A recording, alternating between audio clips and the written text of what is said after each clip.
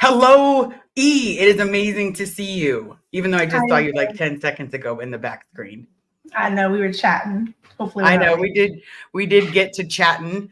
I see we have a couple of people. We are doing part 2 of the New Year's Eve because I know a lot of people have New Year's Eve plans, but I was asked to specifically hold space so that way people had a place to be.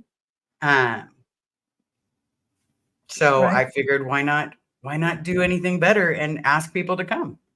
Right. And you answered the call like Supergirl. I answered the call. Liz asked, and I said, "Hell yeah, I come for Liz. I always be there for my Liz. I love Liz." Right? So, and I would always be there for you. Whatever you want to do, I am gonna cheer you on. I 1000%. appreciate that. I appreciate that. That this has been meeting you has been one of the best things of this year. That's Yeah. one of my highs. Yeah. One of my highs, absolutely meeting you and actually not listening to anybody else, but actually listening to you. That has been amazing. Because finding like the more you and I talk, the more I'm like, that okay, those answers are my answers. Like she still believes how I believe, and Yeah. so it's so nice that someone's on a similar page Right. and still has their foot completely in the never in world. So it's like we speak each other's language, but also you help me learn things that are on the side that have never been in. Yeah. So that's a huge part for me because it's like, and it's not a fake one. Yeah.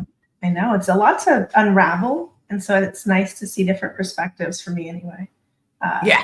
I finally got to a place where I was okay to hear about people's experience, good, bad, and otherwise, because I Right. always rejected Scientology so much. So it's nice to, in some weird way, hear like that there was some good for some of the people. That was like at least happy times. Maybe not that the tech and all that was good, but that at least there was some bit of joy, because there's It wasn't all bad. Right. You made the best of any situation, which is what I believe to be true for most people, at least for me. Yeah. Because, there were situations that it was like, there were a couple situations where I didn't think I was going to live past the night, like being completely honest. But I promised myself if I can wake up, it's going to be better tomorrow. And Yeah. so promising Like myself one a day. better tomorrow Right. was One day at a always time. what got me through. Yeah. One day at a time. I think that's a really important thing for some of us to remember, especially if you're going through a rough patch, because life can be great and beautiful, but it can be hard and really tough and crappy. And, ugh, Yes. sometimes it's just, ugh. And It's definitely hard. I mean, thinking about it realistically, if we were still kids and our parents were in the Sea Org right now, like we know they're not, but if they were, what would we be doing right now? We'd be prepping for the New Year's Eve party and prepping to, get everybody set up and what do we need to do and what do we need to. So it's nice to know that we're not setting up anymore. nope.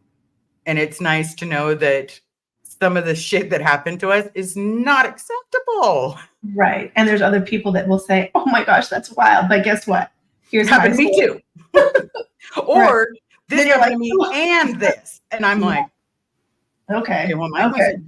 mine All was right. Right. Then you're like, okay, that puts it in perspective. I'm yeah, okay. I Like wasn't the only one. it wasn't good, but we made it, and Yep.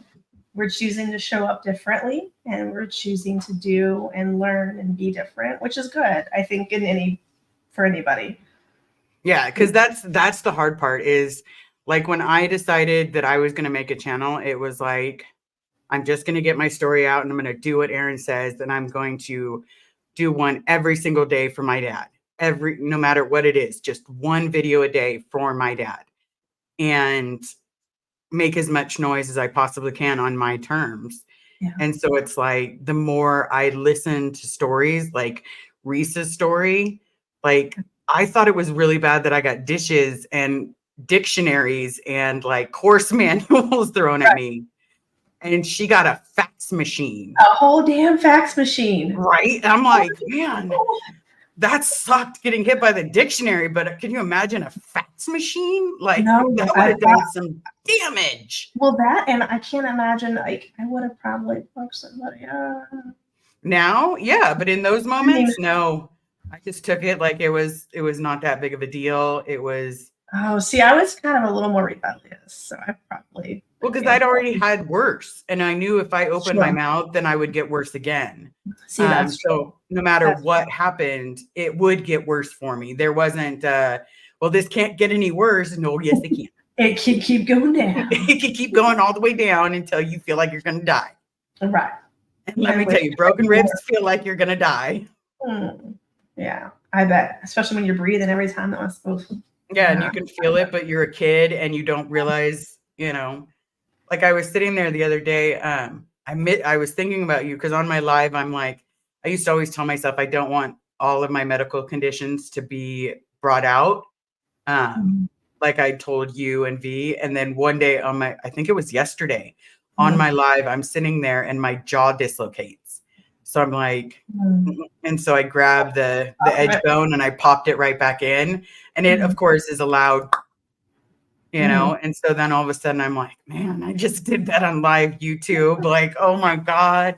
It's there forever. It's there forever. Like that's what my jaw sounds like to relocate. Yay. I don't have to pull it. I don't have to put my thumb in my mouth anymore. It's literally just in a certain spot. I mean, you know, there's also some beauty in being okay and comfortable in our skin. Like, regardless of what it looks like to others, like, you're alive. That's amazing.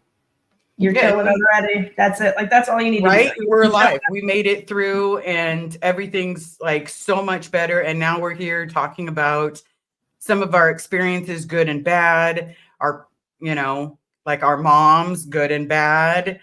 And, you know, for me, it's like, I still don't know what it feels like to have that family be there for you. You know, like people talk about, you know, in the Sea Org, were they there for you? And I was like, you know, to be completely honest, no, my family was not there for me. And if they were there, it was bad. But my dad was never bad. Like he never hit me. He tried to spank me once, but I'm faster than him at running. At least I was back then. And I ran straight to AOLA when he tried to spank me. Like no, not today. Not today, Satan. I'm not getting it from both. Not today, Satan. One is a plenty. Yeah, so I bolted my little kid ass all the way back to AOLA and I went and hid underneath my mom's desk. Oh. Yep. Until my mom found me. That was the interesting. I was gonna say you just like stayed there for a while, just like I did. Because I didn't want A, security to find me, or B, my dad to find me. So I was like, I'm staying here. I'm staying right here. I will not move from this desk. And then my mom scooted her chair back and she's like, Elizabeth, what have you done? I'm like, nothing. Just sitting here. Just waiting for you. I just wanted to visit. You know, and then like 10 minutes later, she's like, you have committed an overt against me. You are not being honest. What is going on? And then all of a sudden I tell her and my mom be like, oh, how dare he? And I could only think of how dare he? He attempted and you do. But maybe she thought it was her job to do that, or she was the disciplinary, or she still considered it discipline. You know, even when I try to talk to her about it, I'll be like, you know what, hey, if we can just get past this, then we'll be fine. I just need you to own that it was not discipline. Like you took it further than discipline. Well, if you only knew what I got. And I'm like, I know for a fact you didn't get broken bones because you have not broken one bone in your body. Yeah. So I know. It's so hard because in their head, that's what they really believe. Yeah. That is their reality. And that's one of the hardest things is, like I said, it's like when you get to a phase in life where you're parenting your parents, it's a weird freaking time because you're like, what the hell is this? And where am I? Before my mom passed, when she'd call and ask like really random questions and I'd have to like do the most basic. Did you eat today? Have you eaten yet? You haven't eaten? So then I'd sit there and have to like DoorDash her food because we're in different states. It's just like, ma'am, take care of yourself. But again, that's not something that was really taught in the healthy world. No, everybody else before us. Yeah. And it's hard because when people get out of that and they don't have something else or somebody else to like put as the main focus, what do? Yeah, and that's my biggest fear with getting my dad out is Yeah. that so my dad would be coming out at age 73. Let's say we get him out in 2024. Okay. Mhm. That is the overall plan. And then we're all going to go out to dinner. I don't care if I'm Mhm. driving to every single state because I will take some time off of work and I will drive to every single state and, show my dad what it's like in the real world and not the box or the bubble that he is in. Yeah. Um, and we will all have dinner and celebrate with everybody that helped us. Yeah. I think that that's going to be a fun time. I know we talked about that in one of the lives like months ago. It's like, where would you take him? What would be the first places you would take him like to eat? To me, like that's what I think of food all the The time. first place that I would honestly, because I know that this would be it, I'd take him to a breakfast place. Because again, he likes chicken fried steak. Like that's his favorite chicken fried steak, lunch or dinner or whatever. He loves that stuff. And That's good. so My I kids would love take that. him, I would take him to a place that had like any place near me that has the best chicken fried steak that one of those mom and pop hole in the wall places. Yeah. You're just like, there's a reason people wait for an hour in this line. To get in, yeah. Yep. You That's know, good stuff. Right. absolutely. And then let him pick what he wanted to do. If he wanted to garden, we've got space. If he wanted to do whatever he wanted to do. If he wanted to get his own place, we'll start looking for places and everything. Yeah. I think it'd be such a weird transition to go live by himself though. Right. And that's the hard part because I'm like, how would he live on his own? He's never even been in a room by himself. Right. There's a lot of skills that I feel like could be hard to like it'd be a transition, obviously, but yeah. Because in a comparison, if you think about it, in a comparison, Sandykins is in the chat. Sandykins is Sandy Yerkin Powers. I know you recognize that name, but that's what she changed her name to. That's cute. And Mr. Apostate Alex, Happy New Year, you too. So glad you joined YouTube and met you both. 2023 brought us together, and 2024 can bring up more. Yes. Yeah, I agree. That's one of my highlights of this year. Right? Because it's like a year ago, we weren't even on this path. No, I would have never, if anybody's asked me, I would have been like, no, I'll watch it. I didn't even comment on videos. I didn't either. When I was watching Aaron's, I did not comment. Like, even though everything he was saying was 1000% factual, I'm literally sitting there because you're like, how does he know? I am not James Bond when it comes to the internet or all of those skills. I literally put my name as what it is. Mm-hmm. Like I never even thought to make a name, an alias, or like make up a name or anything like that. So I was all scared that if I actually did type my name and say something, like all of a sudden I would have like OSA and security at my door, and I'm like,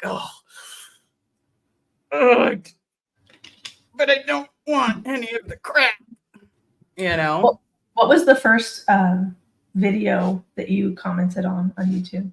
Do you remember? First video that I commented on? Mm-hmm. I think it was Aaron's. I think I finally got the courage to cheer on for Aaron. And that was so hard for me because I literally thought, okay, any second someone's gonna realize it, someone's gonna know what's going on. I'm gonna lose what's left of the friends that I do have that are still under the radar, still Scientologists. And I did. I lost one dear friend when she found out I was going to psychiatrist. And we've been friends since I was 3 years old. Oh, we literally met when I was 3. So it was like such a stab to the gut that I was like, you can accept the gay, but you can't accept me going to a psychiatrist. Like, you're not going to catch it. I promise. Rules. Yeah, it's not contagious. Yeah, there's nothing about that that's contagious. Like, I promise. Not the gay, not the psychiatry. It's not catchable. Yeah, they don't come to your door. Yeah, they don't, unlike Scientology, they don't shove a pamphlet in your face either. Oh my God, did you used to have those show up at your house? Because I used to tell them the most bizarre things when they would show up. So they would show up, and I was a teenager and I was pretty rebellious, and I got so tired of it if I answered the door. So finally, the one thing that I got out that they didn't have a rebuttal for was I was like, I like Satan. I worship Satan. And they just looked at me, and I looked at them, and I said, we good? And I just closed the door. I see, and I was never that smart. I was literally like, I've done that course. Thank you. I've done that. I appreciate it. See, I was not nice about it. I said, my parents knew that. I'm not. Oh no, my mom would have killed me.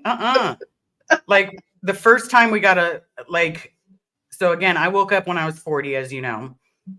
And the first time we got a letter at the house, I was literally like, return to sender, evil cult. And then all of a sudden my mom was losing her mind. She's like, you are not sending this back. This is so in theta.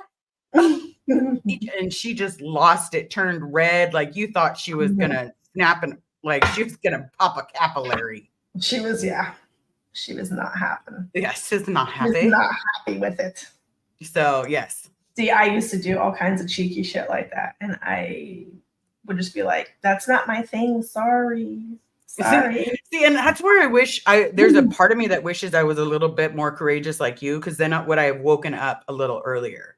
Maybe, but maybe not, because if your parents were not going to be okay with that, see, if I would have, I might not have been so, not have been such a smart ass if I didn't have the leeway to kind of be me and be a kid. Yep, I love this. Chow Yun Smut, the gay is not contagious. The only thing that's contagious is open-mindedness. Well, let's hope so, because, no, I'm just kidding, everybody. It is not contagious. You've been rubbing off on me these last few months, I gotta say. I did it. It doesn't even have to be air-to-air contact. It's literally just face-to-face contact. It's just a few little conversations, and then boom, you just get a little bit more, a little something. I feel my tender side. Sharon Gregg, hello. Happy New Year's Eve. Yes. Amanda Beaumont. Kia ora at Chow. Is that another language? Because I don't know if I'm getting it. Kia ora. That's got to be another language. Right? I think it's above our It's above my pay grade too. Yeah, remember everybody. I understand some languages, not all. Oh, look who also is in the chat. Hey. Leaving Scientology. Woo. Happy New Year. Lou. PTS for life. Oh, hello, friend. I'm so happy to see you here. You was a cool dude. I really appreciate your videos. And your wife, can you give her a hug for me? She seems like such a dope girl. She just seems like the sweet, caring. She said that I'm not allowed to call her a pocket rocket anymore because that means something dirty in the outside world. I always thought that pocket rocket meant like that you were just a ball of energy. No. I think that's a toy in your pocket, my friend. Yeah, she had to sit me down and tell me about it. And I was like, what do you mean? No, that's a saying. Or it says, you're a little pocket rocket, and like you're a firecracker. Okay, and firecracker. Like, say that. I can say, but either which way, she had me correct that. Because I've been trying to help her smile for this, past week. And for some reason, so 2 of our dogs are lab mixes and over 100 pounds, like easily. And one of them's got to be at least 110 because she's a big girl. She's a big girl. Somehow we have 2 rows of the outside gates. So we have a chicken wire gate and like a metal fence blocking one side. And then, so it's basically a giant donut that they have to run in. And somehow they ended up in the middle. And I'm looking at Luna. So I'm taking pictures like, look, our big dog ended up in the middle. Like, let me go lift her out. Oh, that's a workout. It's a workout. It's a workout. And that's a lot of workouts. That's like, who needs to go to the gym to lift a dog? Through my back out. No, my back was okay on that one. I was just scared that I was going to. Yeah, like throw it out or something like. Oof. Right? I'm like lifting up 100 pounds and I'm like, man, anything over a bag of potatoes. You sneeze wrong and you're like, I'm fucked for a week. Why? Yeah, right? Why? Because that's what getting old is about. Right. There's a few like golden years in there that you can like go to sleep late, wake up on time, still look like you're a functioning part of society, you know? And Right? then It is just you hard. wake up one day and you're like, I'm old and achy. And I'm Right? cranky. And I'm cranky as shit. What the hell? What the front door? What the the shit, hell? man? Like, can I have a few more years of this, please? Right? And then if you tell someone, so let's say you hey Jane Doe, Liz, I don't know what that, tell me. Liz, I don't know that. Tell me. What did I miss? I don't know. I missed something. We must have missed okay. It was Oh. rolling on the floor. Yeah, the pocket rocket is definitely a small, portable, vibrating personal massager. Oh, you know, Hey, people have said yo. she's a pocket rocket too. Whoa. I mean, I would take that as a compliment.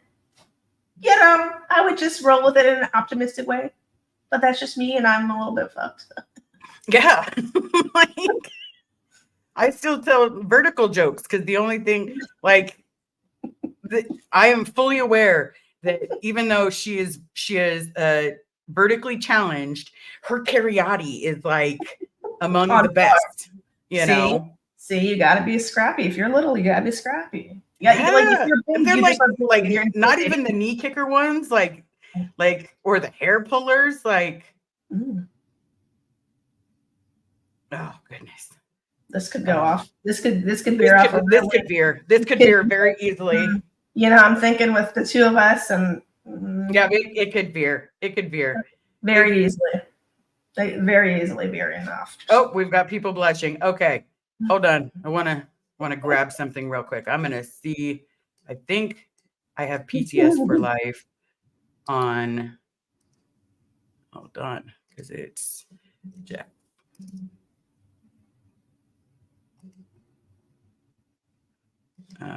Okay, that way, if he is available, we can have him come say hi. Ooh. Isn't this sexy?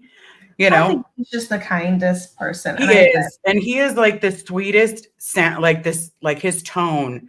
Like, I know we've had to focus on tones as a kid, but it's like the way he delivers it.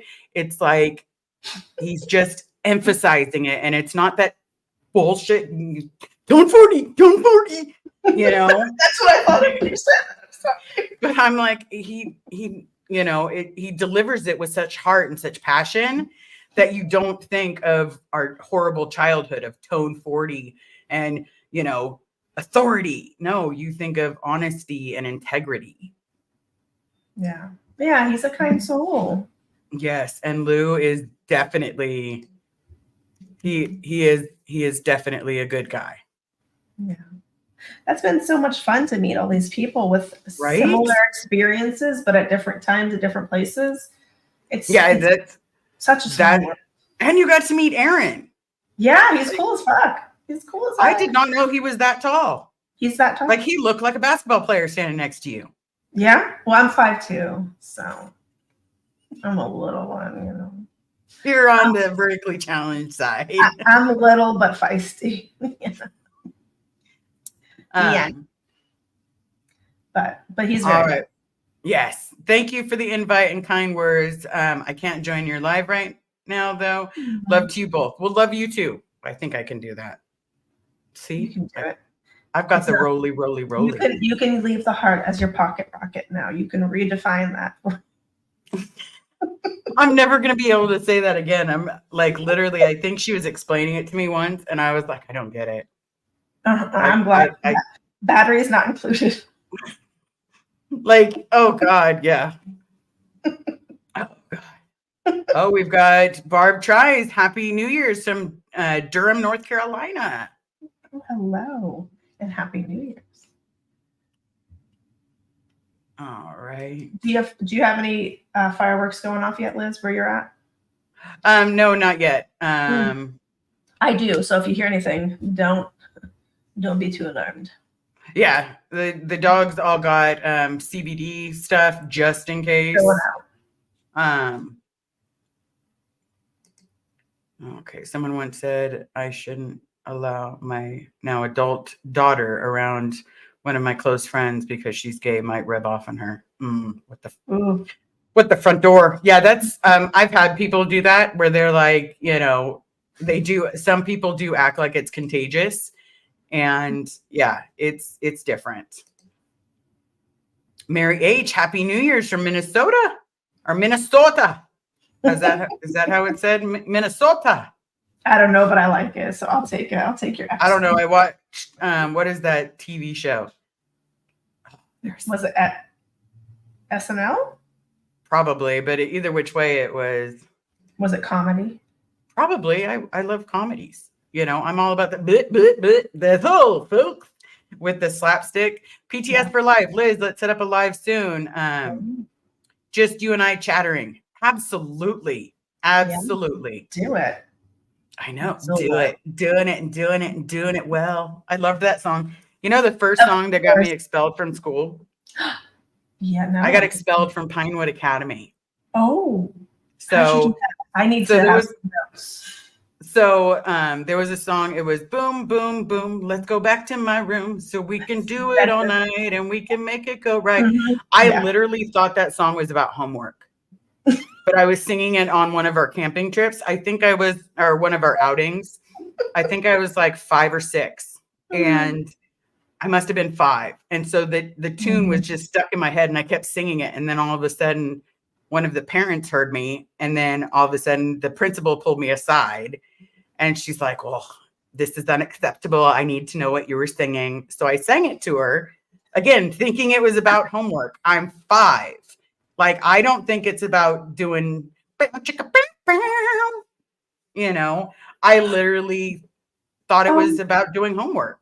No, ma'am. I mean, homework, sure, extracurricular activities. Yeah, extracurricular, I know now. But back then, no, I really thought they were doing homework because I was like, That's even more funny. That's right.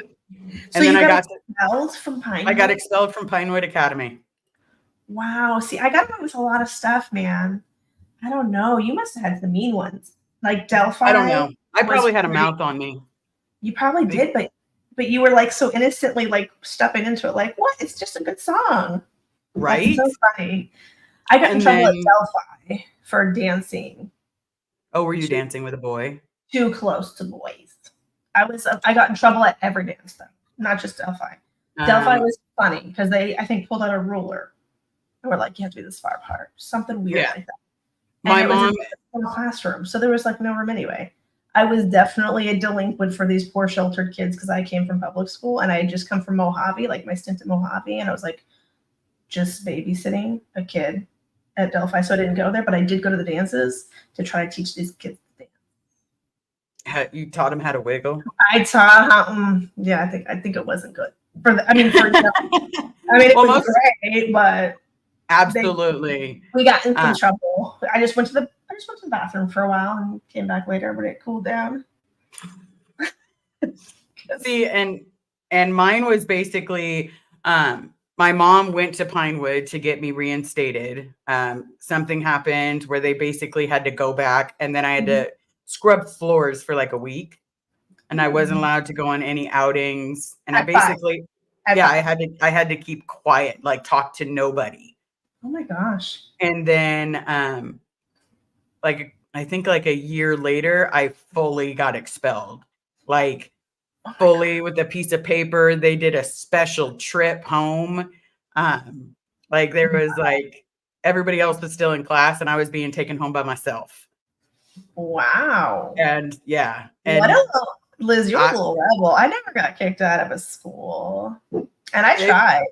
I sure did try. You're like, I sure did try. I surely did. Well, at Mojave, I really didn't like. It was in the middle of nowhere. So when I was there, I was like, "This is fucking bullshit." Right.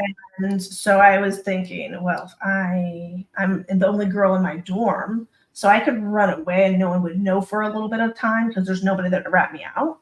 But like, I wasn't too sure where I'd be going. Because there's just like one highway, and there's not really much there, and it's just like some truckers that come through, and I was like, I might end up dead in the ditch. It might not work out better. So after I like ex-nayed that, I decided maybe if I just get kicked out of the school, then I would have to go back home. Oh no. Like, It no, was if all she bad had when I got kicked out. My So mom that's was what I was. so That's what I mad. was like trying to think. So I dated some guy just to get kicked out of school because that was against the rules. You could not date. You couldn't watch TV. You couldn't have sugar. You couldn't listen to the radio. No video game. Like the list went on and on. It was wild. Yeah, yeah. But With no my dating was a big one. yeah, which always cracked me up because Sasha Obolinski, which is the younger brother of uh, Serge Obolinski. I almost said Yuri, but yes, it was Yuri's younger brother too. We had done this little we're gonna get married kind of thing when we were super young. I think we were like 7. That we were gonna get married and live happily ever after. But I had no idea that meant like anything other than he's my boyfriend and he's my boy that's a friend. No. No, and then all of a sudden it was like, one day when we're married, we'll have kids, and I'm like, I don't want to plan that right now. I'm 7. Actually, like 3 more years. Like, we're not supposed to get married until we're at least 16. See, isn't that wild? I remember hearing about kids that were 14, 15, 16 getting engaged because they were going to go to New York and they wanted to do that. And I remember being like, I'm just trying to get back into school. Right? I don't want to get married. Now I go back and I think about it and I'm like, man, 16 is not an age to get married. I'm like, why did I think 16 was a good age to get married? Like that makes no sense. That was your options in that world. That was the options. Okay. And you got better housing. Better. Ning Mi Ho Tao Yu is Happy New Year. Okay. I'm going to be very careful with. I'm not trying to pronounce that. Nope, I would butcher it and say a bad word. Yeah. The power that lies to paralyze. Best live all day. I love music, but I can't remember a band's name. I love music, but I could not tell you a band's name for the life of me, except there's a couple of Beatles songs that are in my wheelhouse of singing that I'll karaoke. Adele, Pink, all the hot ones. All the hot ones. Yeah. All the hot ones. That's how I would listen to music. Right? Because I want to see them swinging around on ropes and stuff. I mean, Pink is pretty acrobatic and pretty talented. Right? Like she's singing while she's being thrown around a stage, and I'm sitting there like, don't crash. Yeah, I know. And she doesn't even miss a tune. No, she's a powerhouse. I love that she's so herself. I remember singing her first song when I was in Mojave. That's how long ago. Like, there was only a few teachers that would put on the radio, but it was one of her first songs, and we would listen to it. And none of the kids knew who she was because they weren't allowed to listen to any music, and most of them had been there for years when I came. So I was just this little degenerate, like this little degraded kid from public school coming in. Right. Because you had got to experience public school, and those of us that were in like Scientology schools our whole life, it was like they were year round. Yeah. They were year round. Yeah. And it worked out really well for the Sewer kids. Well, yeah, they lived there, right? So they were there for years on end. Some of the kids when I got there, and I was just like, it's really sad. You guys are only like 10, 11, 12, and you've been here for a year, 2 years. Like, absolutely bums me out as a mommy now. I'm just like, no thanks. Yeah, and even as a stepmom, another mom, I'm like, oh my God, when I was your age, I was already in the Sea Org. Isn't that weird? Yeah. And then in 10 years, like you're gonna be where I was at this point, and I'm like, oh my God, you're growing up. Oh my God. Yeah. So it's like, and the idea that anything, like I still see a kid, like, you remember when you were a kid? So when you were like 17, 18, I would be like, I'm an adult. I have my own job. Right. I had my own bunk bed. Your own bunk bed. I got to be in a room. I got my own bunk bed, bitch. Right? I got a drawer and a dresser. But you know, now I'm like, oh my goodness, like one of my friend's kids is 25. And I still say kid because this I do. person is much older. And I'm like, okay, they're never leaving the house at 25. You still are a kid. You're a kid. You'd be a kid, you Yeah. know? Yeah. And I still say you that know, too. I say anybody that's younger than me, I always say kid. Even my younger siblings, I'll refer to them as kid. We're all 30 and up, but yes. I don't know. Yes. And yes, type the word question or comment at the beginning so Liz can see them easier. Yes, because remember, everybody, I am blind as a bat, and I don't know how her vision is. I don't remember ever seeing you in glasses.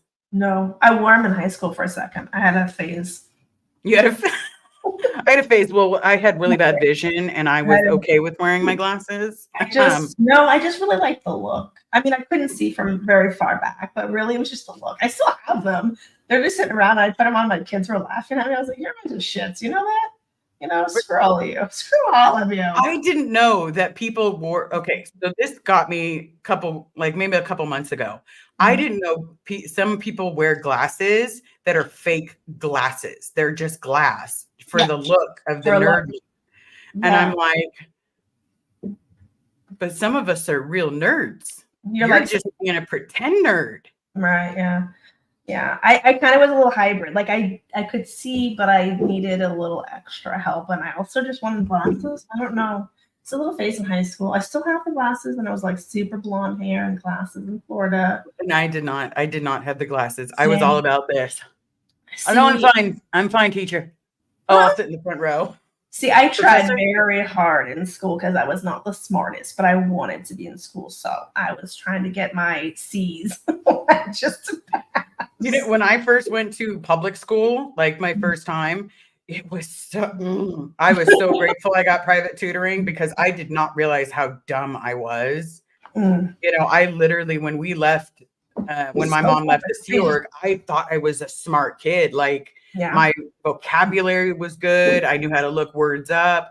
And then you get to the public schools and I'm like, yeah, no. What do you mean special ed? Like I thought I was smart. And they're like, well, until you get your reading up and reality gets too fast. I was an ESL in elementary school. English is not my second language. and that's the hard part for us because it actually is. Because our first language is Scientology's. And you know, I wasn't even really great with that either. So I was just like I was really good with the bad words. But it did help really me. Good with bad words. Oh, me too. I was cursing at like 3. Yeah, like not that it's a good thing, guys. Don't do it. Don't do it. Yeah, don't let your kids do it either because we thought we were adults because we could say, you know, we could say the word fuck when we'd be like, oh, fuck, these eggs aren't good. Fuck, it's eggs again. Fuck. You know, and it was literally like a descriptive word of everything. Yeah, you can just place it anywhere you need. Anywhere. You throw it anywhere. Like stub your toe. Fuck. You know, everything just led to that word. Yeah. And then all of a sudden it was like, you say it in public school and they're like, you know, but our parents are looking at it like, no big deal. Calm down. It's just a word. Yeah. It is kind of weird that cursing was, in Scientology, not necessarily a huge deal, but some people were really not okay with it. Like some people still aren't. Like my parents were not really cursors, but we lived in a house with other people because they rented out rooms. So I was around all kinds of adults. And apparently one of the words I picked up was MF. So I would be out in my front yard in LA and I'd be like, you know what? Yeah, not good. Not good to be telling the gangbangers that like, F you, or like a homeless person. Like it's not good. And so my grandparents like were visited and they heard me say that and they freaked out because like obviously it's a 3-year-old. Like that's not appropriate. But I talked to my grandfather about it like years later when I was getting married and he's like, one of my friends cursed in front of him and I was like, don't curse in front of my grandfather. Don't do that. Right? Like I have this whole weird respect thing and I'm like, don't do that. And My husband's like, it's okay. He was cursing too. And I was like, is it? Is it though? And then my grandfather told me the story. He goes, anytime me and your grandmother would have like a really like hard time in life, or we'd be like bickering or arguing, he goes, we just bring up like you when you were 3, hey, you little motherfuckers. And like they would say that just to defuse the situation. They'd both go laugh and be fine. And I'm like, I'm glad I could be part of your comic relief, you know? Because obviously it was something that scared the bejesus out of them. Yeah. But yeah, it definitely, it was definitely a dose of reality when they didn't cuss, and then trying to learn how to stop cussing. It's hard. That was hard. Right. And then did you ever stop completely cussing? Like, did you? Oh yeah, I did. I never cussed around my Nana. Like after she washed my mouth out with soap once, that was it. That's not a fun time. That was not a sexy time. That Dove soap did not taste good, or whatever soap it was, that white bar. Yeah, it's not good. And it takes like out of your mouth for a while. Right. And it's like on your teeth for days, no matter how many times you brush your teeth, you're like, and you don't want to still eat taste it. Taste great. Yeah, I have that ones too. I did have that ones too. But I cursing too. That's really funny. I did when I was pregnant with my daughter, because I was like, there is no way she's going to be cursing when she is 3. And she didn't curse when she was 3. So I was good for a while. Now I'm just a shitbag. I'm back on it. I can't not. But you know what? They're teenagers now. So like, they're learning it from their friends and at school. So. Hey, trust me, some of the things that the kids have come back saying like that they've learned, I'm like, what? Excuse me? Who taught you what? Who said that? Yeah, right. Can you point out the mom? Who said that? Or can you please point out the daddy, please? Like, we're going to have a conversation, Like, I can't tell you how many of my friends' kids came up to me and they were like, guess what I learned in school? And I'm like, what'd you learn? And then Oh, I just saw Joni Cummings is in the chat. Hey, beautiful. Hey, beautiful to you. But my friends would come up like, because I've always been like the auntie to most of my friends' kids. And one friend had named me said, hey, you could be the godmother, blah, blah, blah, blah, blah. And I was sitting there like, perfect. We'd hang out all the time. I'd spoil the crap out of her. Everything was good. And one day she's like, yeah, guess what I learned in school? And it was some dirty sexual position. And I'm like, you're like, who said that? Who told you that? You want to point him out? Just give him a little over there kind of thing. Just do that. We got a question. All right, Jamie Palmer. Liz, or comment, my parents would go crazy if they knew all the shit I learned in school that wasn't approved by the Board of Education. That's true. The Board of Fuckery, yes. The Board of Education, no. No. There was so much that was not approved by the, but then for some reason I didn't learn like so much about a cult. It's like they'd had it ingrained, like not to look up this word, and and I was dead set against, we're not a cult. We're not a cult. And then all of a sudden I really get into it in the future. And I'm like, I can't really refute some of this stuff. Yeah, all this shit's true. It's like there's a checklist. Are you a cult? Say you're a cult if you're living 6 women to 1 room. Say you're a cult if you get up at the exact same time every single day and go to bed at the exact same time every single day. You're like, I don't want to answer anymore. Thank you. Yeah. Oh, and you only listen to the gospel of the founder. Check. Oh, you only follow the gospel of the rules. Check. I'm like, that was just not a fun checklist. Like, because I had a therapist. I loved my therapist. I don't, and I recommend therapy to everyone because, just like you and I were talking earlier, I don't plan on being in therapy for the rest of my life. I plan on being in therapy to continue getting the tools. And then with those tools, use them for my future. But at the same time, it's literally like when I had to sit down and do a pros and cons of Scientology and what I learned as a kid and what I didn't learn, it felt like a kick to the teeth. Yeah. And thank God they're not real teeth.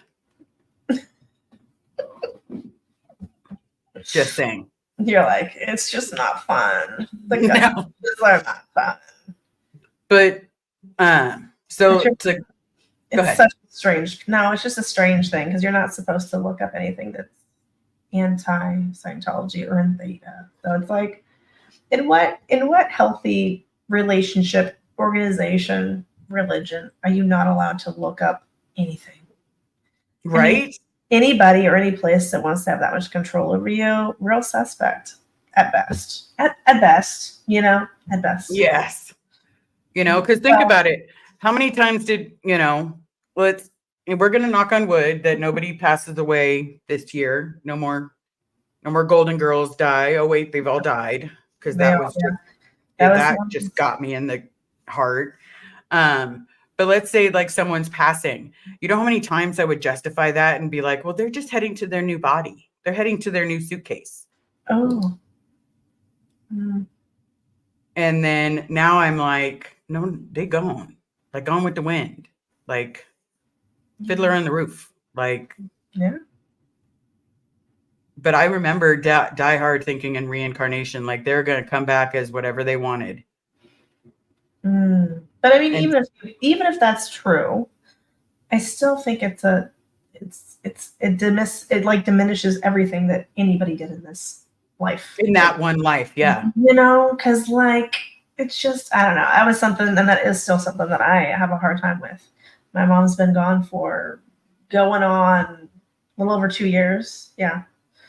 So, and there's people that still think she's like alive, and I'm like, what? Like she was already born into a new body.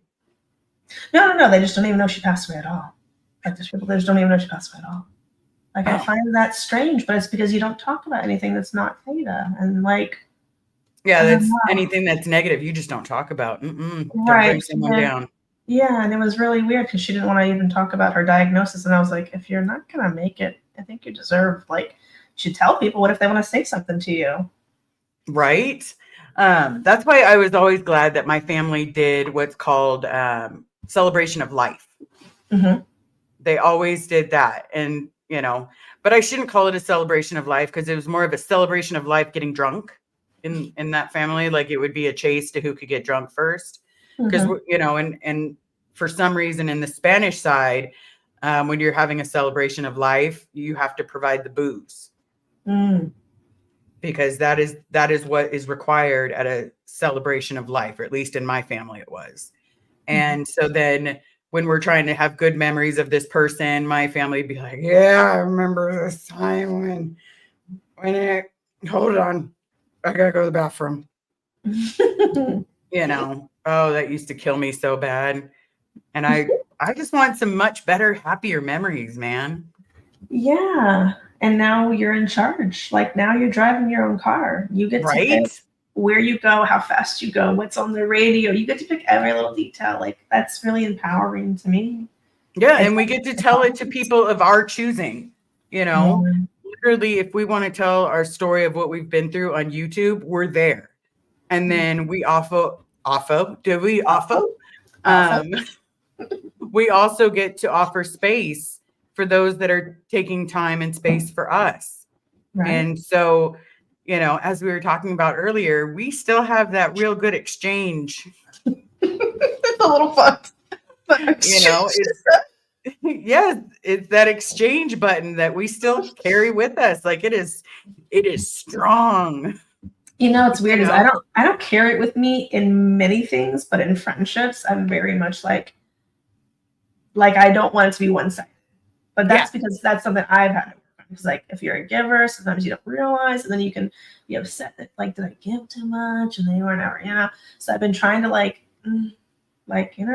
way I'm just not upset at the end, or it's a trait that I saw, right? And so I know that I'm prone to doing it as well. So I'm trying to be mindful of that. And it's just it's a hard thing because I'm like, is that also wrapped up in our upbringing? Yeah, it does create challenges where we have to limit, hold on one second. Chow Young Smut comment, Liz, I rewrote a song Downtown by Petula Clark and said, "Don't be downtown." That's really good. Well, rewrote the first part anyway. If you'd like, I will sing it for you. I feel brave tonight. That's good. Nice. Oh I'm my excited gosh. for that. If you want to sing it on for everybody, I can send you a link. That is Trust and actually believe. amazing. I will say that's been part of the fun thing for me is I just like to laugh at all the ridiculousness of it all. I mean, yes, it Right? is. Some of it is really heavy. Don't get me wrong, and I probably shouldn't be laughing at some of the stuff, but it does help me to cope by making jokes along the way. Like this is so absolutely asinine. Like what? What? Right? It's just Now it's that it's it blows good. my mind the stuff that we believed, and I believed hard. Did Like you?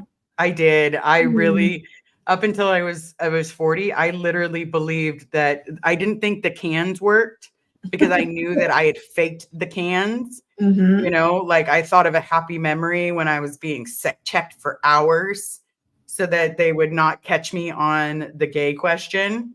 Mm, Like, right. dude, I thought of everything, including like naked girls, just so I could get that to float. Like, as horrible as that sounds, like I That's knew I was like, brilliant. they can't catch me. Oh, there it is. And then all of a sudden they'd be I like, love oh, that. I love that. beautiful. You're like they can't know I'm gay, but let's think of Right? girls. They can't know. They can't know Think of some anything. hot girls. Like Yeah. yes. And so then all of a sudden I'm like, okay, but the study part worked. So the student hat that helped me become a better student. Like I am such an amazing student. I got such good grades. Mm. Like the student hat must have done it for me. All the word clearing I did, and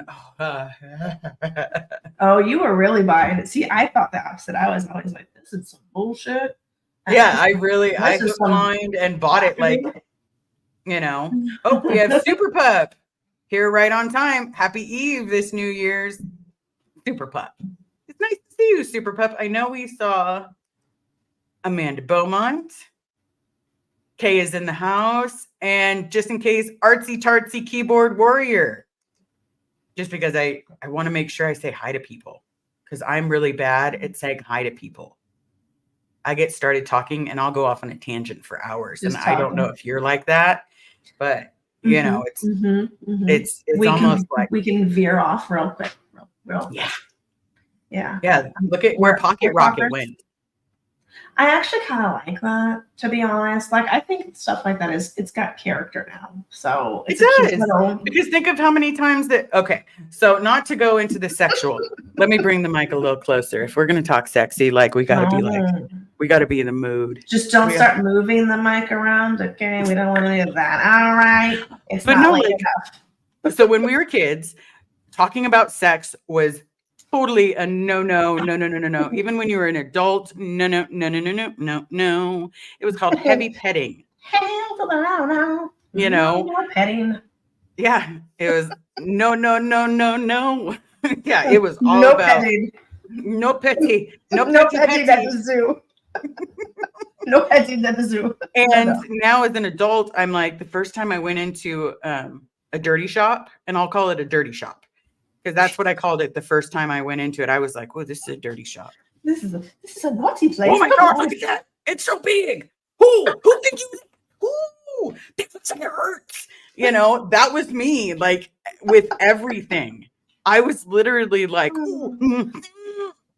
And then it was like, there's one position, it's missionary. No, you got to read the Kama Sutra. So then I read the Kama Sutra and I'm like, oh man, how do you get that? I'm going to throw my shoulder out. You know, and then they have the other ones and all these different things. And I was like, but that's not missionary. Like there's all sorts of, don't pet the beaver. Don't pet the beaver. Especially not if you're a girl, because that's right. No at 2 levels. Girls can't touch girls' beavers. No. You know, I'm looking at stuff I should have done as an adult now to get in more trouble. Because honestly, like if I was already a troublemaker, like what does it matter? And honestly, I would have been better off trying to get kicked out of Mojave by like dating a girl. I don't know if I would have got anybody there to date me. I think all the Kroll girls left when I got there. Yeah, it's possible because like if I'd have known that there was But I another would person, have. the It would have been. gay, It would have been hilarious. Because how would they have handled me? You can't handle me. if someone had told me when I was young, it's okay to be the gay. It's Yeah. okay. Yeah. Actually, hold on. Hold on. Uh-oh. Are you looking at your boobies? No, she's looking at her shirt. Must be her shirt. Hold on, gotta make sure I don't indecently expose people to some tatas. Let's just ignore that I just almost knocked myself out. So Nice. You've got the shirt on. I've got the gay shirt on. Love. And I can't wait to wear it in public because I'm going to be like, it's Just the like, gay. Just It's floss that around. Yeah. It's the gay. Don't you know it's contagious? It's the gay. If anybody looks at your shirt, you should say that. I know. I have said it. I've said it at the Oh. grocery store. And I had one teller at the grocery store laughing so hard he had to go on break because I fake sneezed. I'm like, oh God, everybody around me got the gay. I'm so sorry. Better say goodbye to your husbands and your wives. Got the gay. You know, Liz, I think we have to go pull some pranks because this is what I used to do as a teenager, just so you know. Me and some other degenerates would go to the Glendale Galleria and pull pranks. And that's what we did because that was fun. Not that I should have been doing it, but I love pranks. Like I would do it and it was totally inappropriate, probably. You know, like we'd all go in a group and do stupid shit. Like I'd wear a tank top and I'd pull it down so just my bra was showing, and I'd walk up to some random dude and I'd ask him for the time to see if they would ever look at me, and they never would. They would just go like this, and the group of guys I was with would be behind me just dying laughing. Don't do this. I remember so before I joined the Sea Org, so the day that I went to meet my dad at the 4th of July event on L. Ron Hubbard Boulevard, given 16, going on, I was 17. So I was 17. And at that time, my family thought I was bi. Okay. Mm-hmm. And because I'd had that talk, I like the tacos and the burritos talk. Yeah. And it's a buffet. So I had this spaghetti strap t-shirt with my gazabas, and I was obviously much smaller. And so they're like, you can't wear stuff like that though. Like in the Sea Org, you cannot wear stuff like that. Like that is inappropriate to wear. It's 105 degrees in Los Angeles, sir. My tootsies need to breathe. Okay, yeah. If you've carried these 30-pound bags on each side of your body, I promise you, you would be letting them breathe all the time. Are you trying to say that they don't deserve to breathe? Huh? Are they not a piece of me? Do they not deserve the air that we breathe? Right? They are not out 2D. Whoever's staring is out 2D. Well, that's what I would always say. And I honestly got in a lot of trouble at Mojave. Mainly. Oh my God, yeah. Mainly Mojave because everything was bad. And when I got in trouble for 2D flowing people, I was seriously like it was always the one that just creeped me out because I was like, why am I getting 2D flowing to someone? First of all, I'm the gay. Like I'm not the kind, I'm the gay. Like I didn't want nobody. Like no matter what, I was getting kicked out of the Sea Org because eventually I was going to be like, no, like I gave up being the gay so that I could be a Sea Org member. Yeah, you can't be a practicing only gay. For so long. Yeah. Yeah, you can only hold out for so long before they start accusing you of being the gay if you're not with the husband. Yeah, yeah. So yes, I knew eventually I would get kicked out because there's only so long that you can pretend to be straight and be like, oh my God, like you're just, oh my God, you guys, you know, he's just so sexy. Like he's kind of dreamy. He's going up on his bridge too. Wow. Yeah, he's what a catch. So far on the bridge. So far. Just he's deep in that bridge. I want him to get deep in my bridge too. Yeah. Maybe we can be OT together. We'll be OT together on the bridge. And we'll be good students. Yeah. But no, I'm the good student path. I was always on the bad student path. I was on the good student side. I literally was all about trying to be like the best student I could be because, you know, I'd been to the hospital so many times, even as like when by the time I was 17, I had already been in the hospital so many times with broken bones that I knew that I wanted to be an ER doctor. And so my goal had originally been, I wasn't going to join the Sea Org. I was going to be an ER doctor for children. And then, you know, I go to the Sea Org instead, like, woohoo! You went full I'm in. going to save the planet. Yeah. And then, you know, go from there to, oh, someone says, RV there yet? Okay, Liz, your girly girl impression, just saying. Terribly girly girl impression. Yeah, I'm not very girly girl. Like, I'm not. Even when I was trying to be, like, I'd be like, oh my God, like, you're so cute. Like, I would just imitate my friends, and my friends would always be like, oh my God, isn't he dreamy?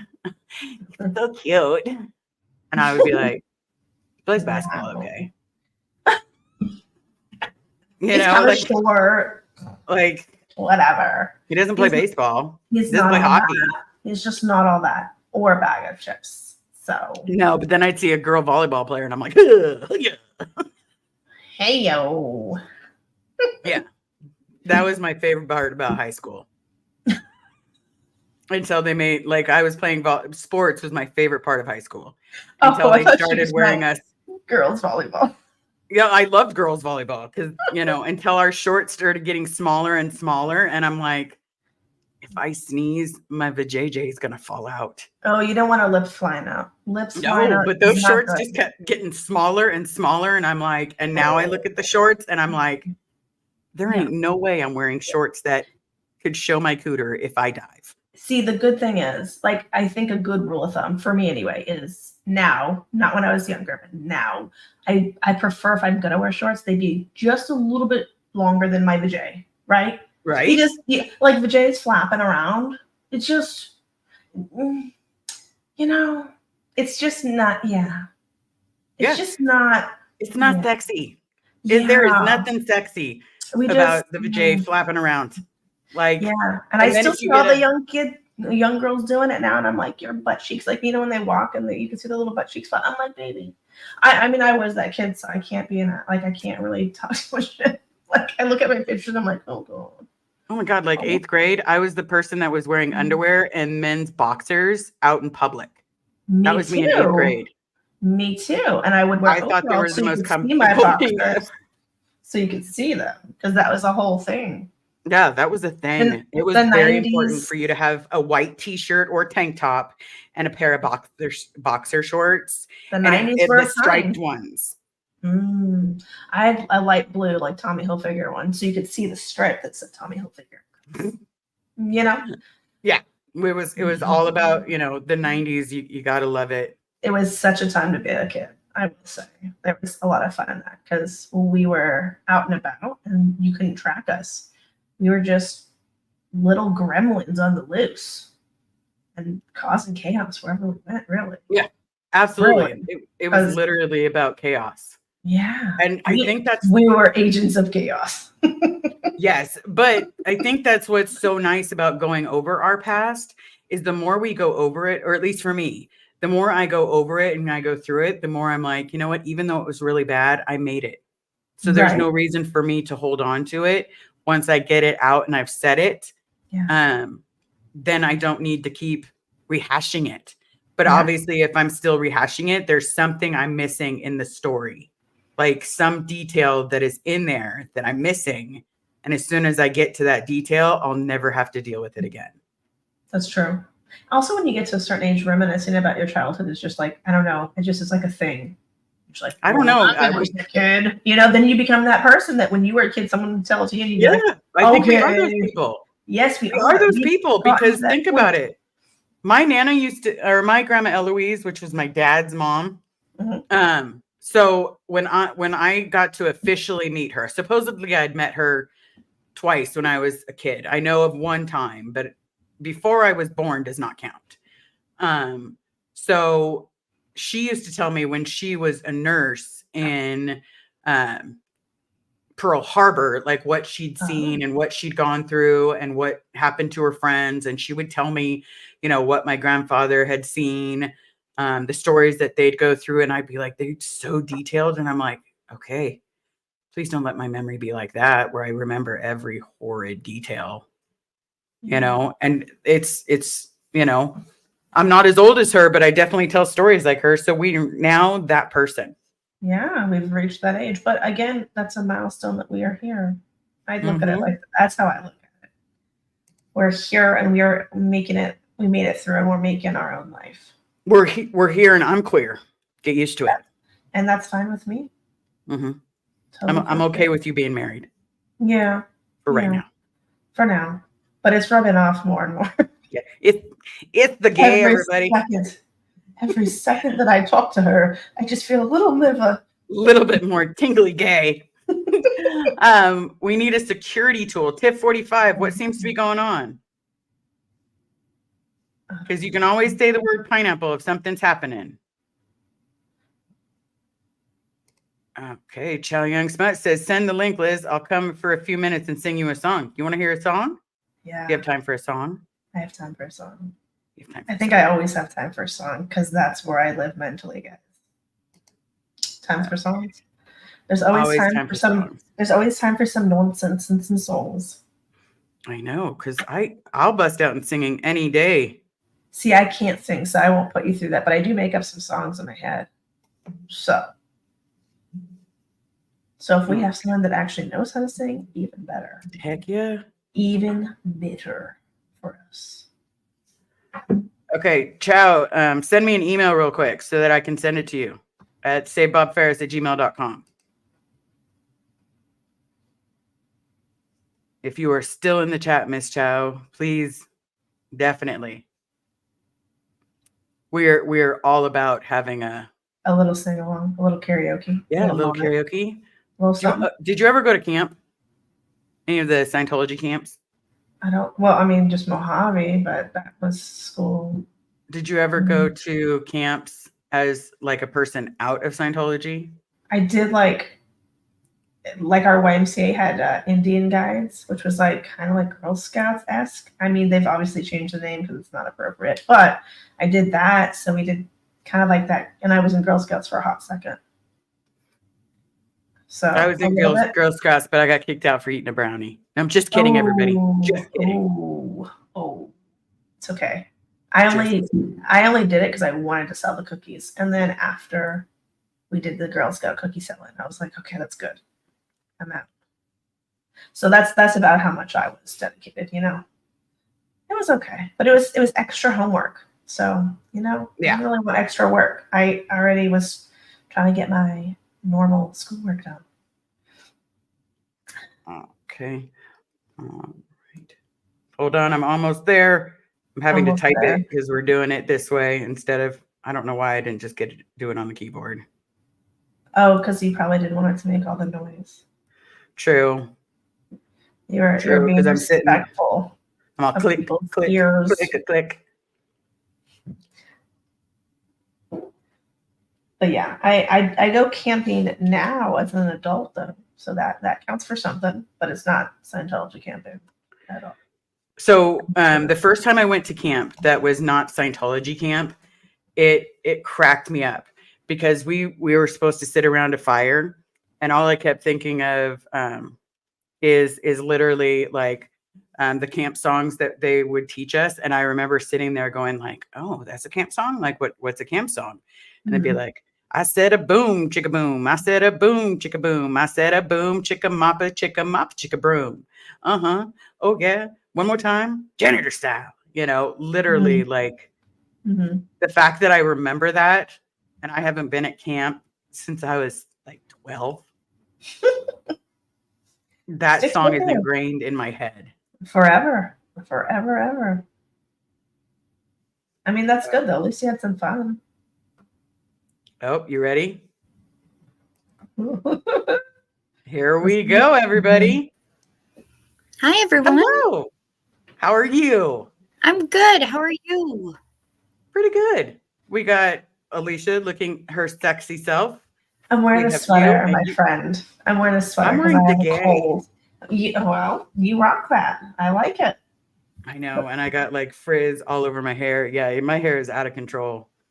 I'm about to go to a faux hawk. No, mine too. I'm all about the little tiny clips because it's tremendous. I used to put clips just to hold my bangs back. And if I'm just doing this to throughout my day, then it's time for it to go. Yeah. Yeah. No, the frizz is out of control, but I'm in northern Minnesota. So if I cut it short the way I want it, then It'd be I'll cold, freeze huh? my Yeah. freeze my ass off. Yeah. Yeah, I'm never gonna bick my head again. I don't have like those weird. Let me move this so it's not directly in my face anymore. It's not sexy talk right now. It's not sexy time. But I bicked my head once because I had to go through a treatment that I was losing my hair in like weird patches. And so I was like, you know what? Screw this. I can do this. And I told my barber, I was like, go ahead and bick it. Go ahead. And that was the most, like, your head itches all the time. Your head gets so cold all the time. Legit. When I don't know lived how in- bald people do it. I lived in LA for 5 years, and the first year that I was there was the first summer I was there was a really gnarly heat wave. For LA, you know it's bad when LA people are saying it's a heat wave. And so I decided to get myself some built-in air conditioning and gave myself a mohawk. I've done the mohawk. You're like Dyed a the hawk BT. bright pink and black and bicked the sides, and it was natural air conditioning for my head. That doesn't go over real well here on the frozen ice planet of Hoth. So Hey, it wouldn't go well like half the places I would, except my work. My work would be okay with it. My boss would be like, you're fine. yeah, my boss was totally chill with it. It was great. It was awesome. But I came back here because life is messy, and I had to come back here for a couple of weeks, and all the nice little old ladies working at the Walgreens in the middle of the night are looking at me and giving me the Minnesota version of "you're an absolute freak," that body snatchers. Mhm. And they say, "Oh, aren't you different?" Oh, Yeah, I get you look a little different. Like, you don't belong in the ladies' room. Like, I can show you I do. Yeah. Do you need proof? I'm like, you know how many times I flash people and I'm just like, go ahead. Yeah. oh, Liz, I like that about you. I'm a flasher too. I am because I've had so many people threaten to throw me out of a bathroom. Like, I will throw you out of the bathroom on your face. And I'm like, I am not a small person. I'm not small. I am also not the one for you to say this to. Yeah. These things Not are the not one. just gynecomastia, okay? These are actual real. Yeah. These are I factory don't have installed male titties. Aren't they called schmooze? Schmitz? moobs. Schmoobs? Yeah, it's Moobs. something like that. Yeah, male Moobs. boobs. Moobs. That's Yep. what it is. I got the moobs like Jagga. But anyway, the song, which is why I'm here. Okay. Somebody in one of Doug's chats, one of his last chats before he left us, had said that he should rewrite Petula Clark's Downtown to be Downtown. Okay. Doug doesn't do parody songs. I'm like, who do they think he is? Kelly Copter? She is the one that does the parody songs. Very true. She does very good parody songs. And she She's likes amazing. to like have her glasses and like The hat and the whole nine, the lipstick on point, the just I everything. bet you Alicia can sing. She doesn't know. I'm betting money. I'm thinking, Oh, Purple yeah. Groovy 69. Oh, Hey, Purple Zenu, Groovy. everyone. Hey, girl. Amber Vanessa in the house. Susan P. No Talk Tony. It is so nice to see you, Purple Groovy. I have missed you. I have missed you very much. Okay, so we ready for this song? So Okay. I need to preface Hit me this. with your because best shot. I only got the first verse and the chorus. I'm a never in. So I'm going to write the rest of it, but I have to do more research on the tone scale because I want to come correct. Okay. I don't want to sound like an ignorant asshole. So ignorant. All right. So this is what I've got. There is a place where you can always go when your TRs aren't in. Downtown, when you're a gay and want to make your way, but there's a cult you're in. Downtown, so listen to Lafayette and the bullshit that he's written will help you with your BTs and you'll get you some cognitions, and you'll try to go up the bridge, but then get busted back to liability conditions. Downtown, do you have mad withholds? Downtown, Miss Gavage wants to know. Downtown, auditing's waiting for you. For you. That's actually amazing. really good. I like really that. Good. This is when Really Kelly. good. We definitely need you and Kelly Copter to hook up and do something. Have like some kind of video on there because that would That's be amazing. amazing. I would be 'Cause I happy to love that. collab with her. Like I said, I have to do more. I wrote the rest of it, but it went a little too. It was more RPF-y than Okay. actual downtony. So I need to do more research on the tone scale so I can write it properly and not sound like a douchebag. So You don't sound like a douchebag, It I sounded promise. amazing. Because the only way you'll sound like a douchebag is tone 40, man. Tone 40.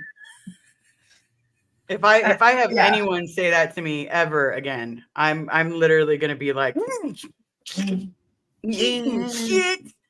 I think I'm But you probably can't even gonna help it. wind up throwing something in there about yelling at ashtrays. At some Yeah. And don't forget clay models. Yeah, Because we do a lot of clay modeling. Yeah. well, but clay. does promise. that have to do with the tone scale though? Yeah, you have to clay model the tone scale. You have to see. Yeah, you have to make a Oh. clay model of it. Yeah. Oh shit. Okay. All right. Yeah, like See, it this was is no good joke. information And for me. it was literally it from bottom to body depth, you had to literally put a clay body on the table and go It's dead, and with here's the X's and the eyes so Oh my that you God. knew that they were dead. Yeah, it was a lot, you know. You Yeah. definitely got to drill the TRs many a times, and then you got to hear your parent go, "I need you to get your TRs in. Your TRs are out. Yeah. Get your TRs in. Do we need to do an assist?" Is that Dev T? Yeah, that's definitely on my lines. I like DevT. That's a word I'm like kind of okay with. It's just kind of it's kind of funny. It sounds like a word, but it sounds like a noise. It sounds like, it's, I don't know, it's got a nice little something to it.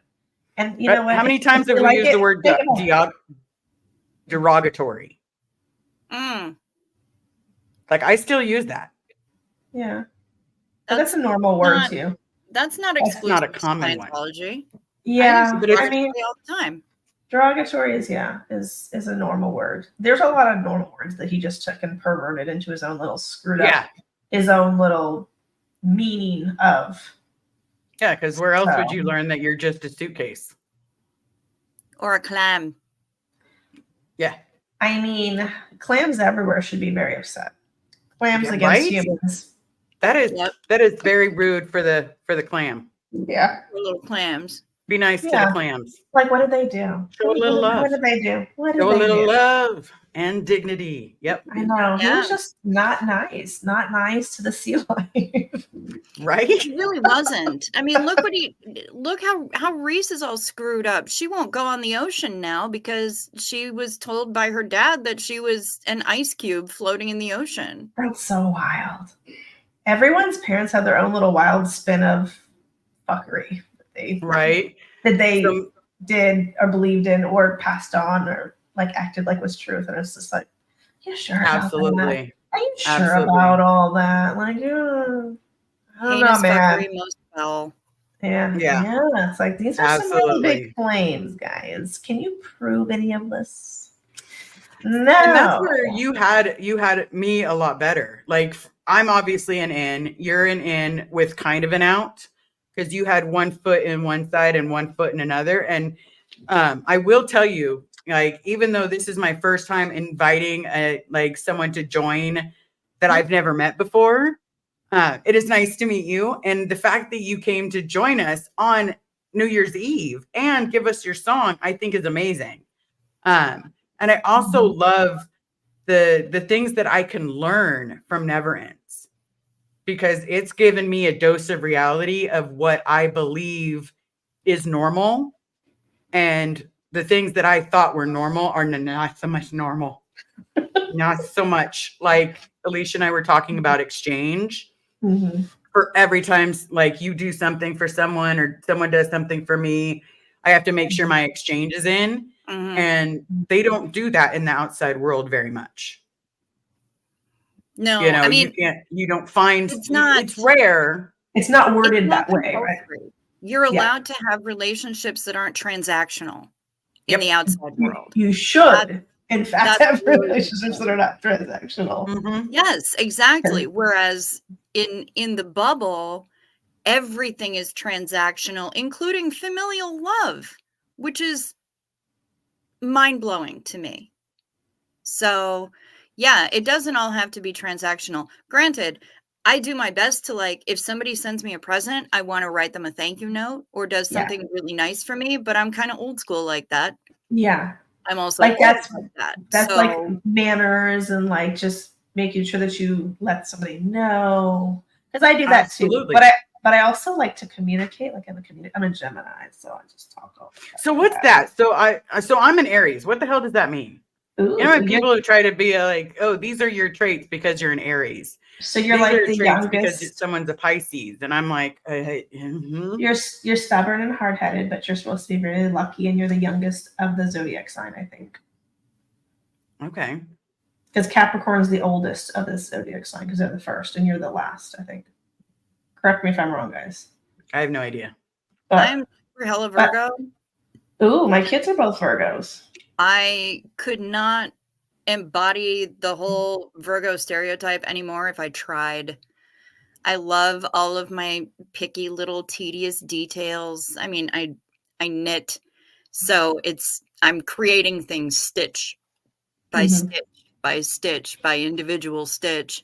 Um, I love tiny little details. I love, if I'm gonna deep clean something, that shit is getting deep cleaned, like with a Like White toothbrush, Glove. all up in there, Yeah. all up in there.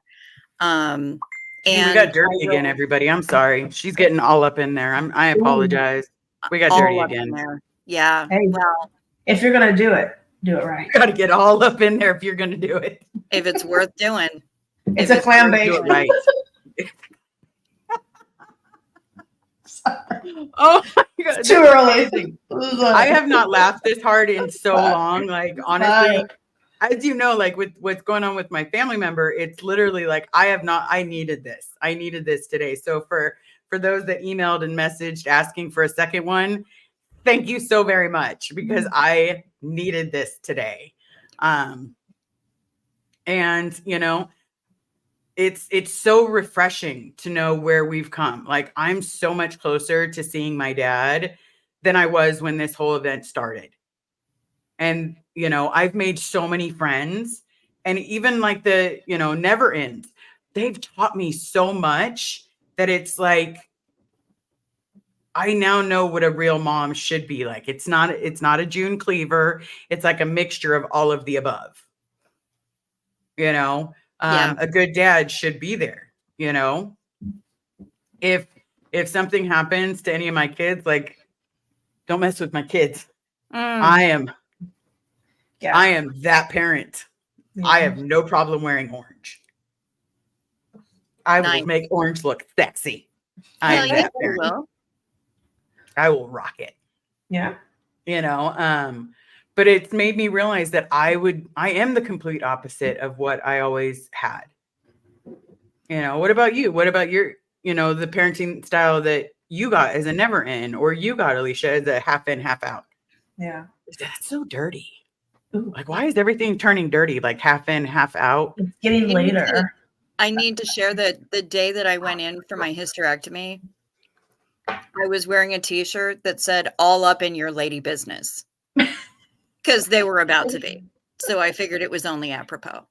You got to do it. I mean, sometimes you just got to bring a little humor to it. I mean, Absolutely. I also made cookies for my pre-op team, my Oh, OR nice. team, my post-op team, and the surgical floor nursing team for where I was spending the night.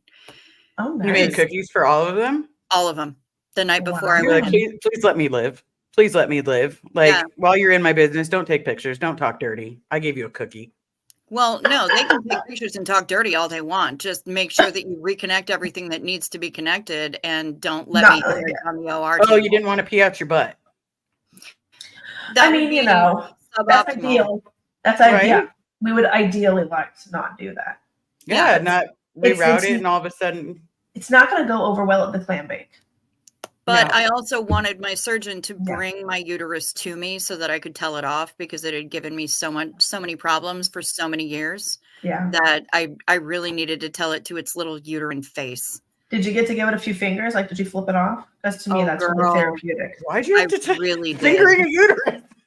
Middle finger, not finger. That's even worse. Like, you got to go with the longest finger. And it gets better because the cervix was attached. So Oh. yeah. I fingered both my uterus and my cervix. See, and you My know, uterus. when they I handed mean, I think my that's a good kneecap, thing. when they handed me my kneecap, all I could say is, you know, you have failed me. You have failed me. You had one job. Yeah, you had one job, and that was to stay in put and intact. Yep. You have failed.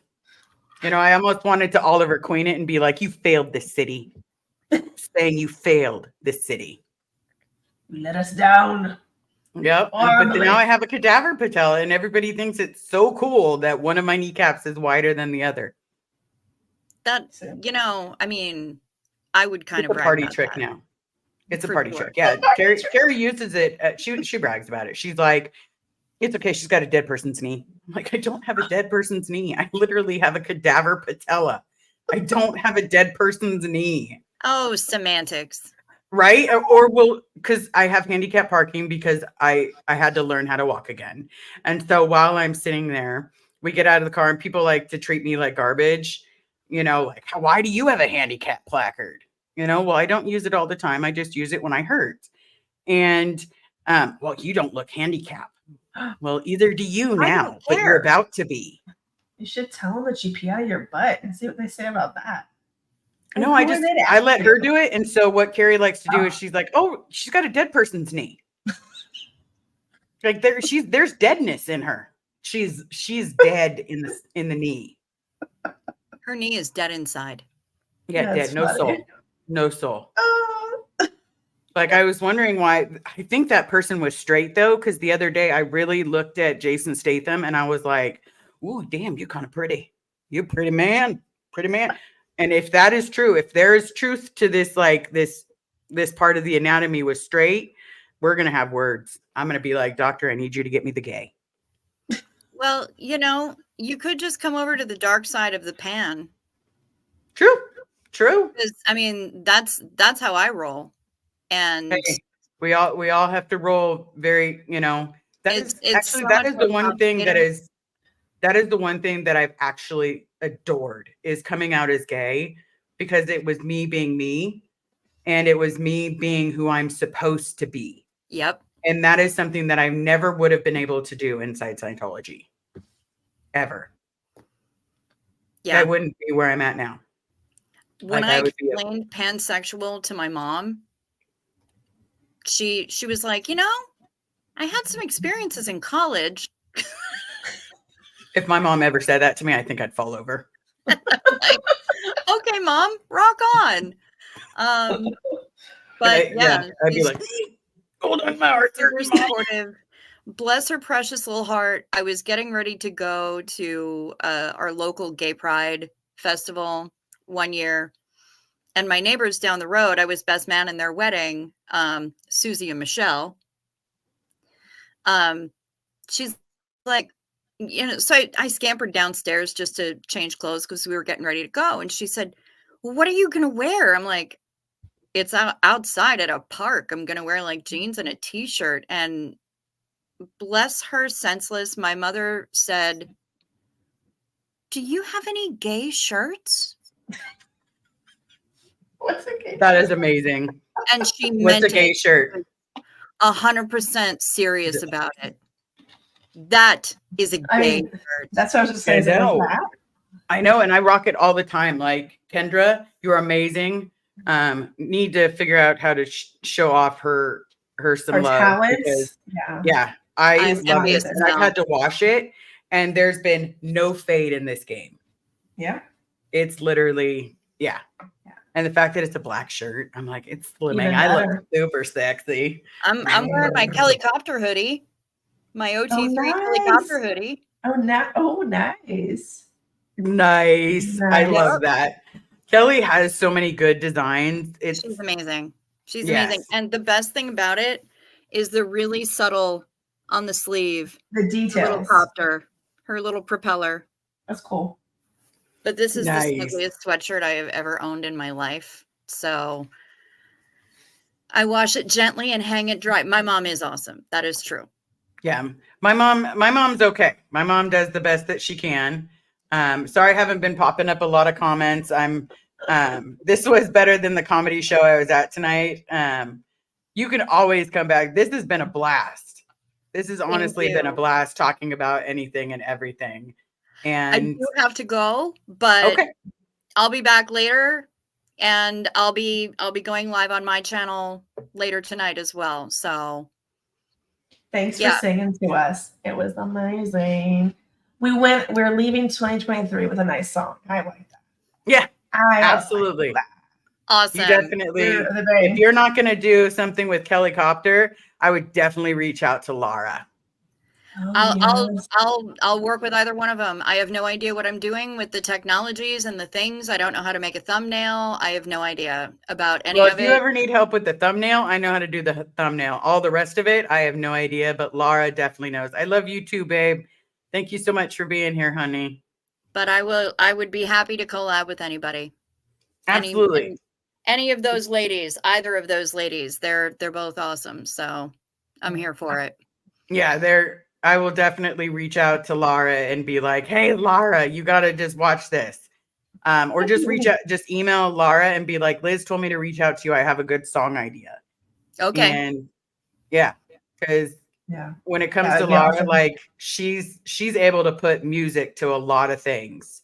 I got to get the rest of it written and written correctly. So that's where my challenge is. But you can do it. I have faith in you. Yeah, as soon as I do a little bit more research, I'll make it happen. Absolutely, because that was good so far. That was amazing so far. It was acceptable. Yeah, that was honestly on point. Like so good, so good. I like it. And you have a voice, so that's even better. So you can actually sing. It wasn't like hey, hey, hey.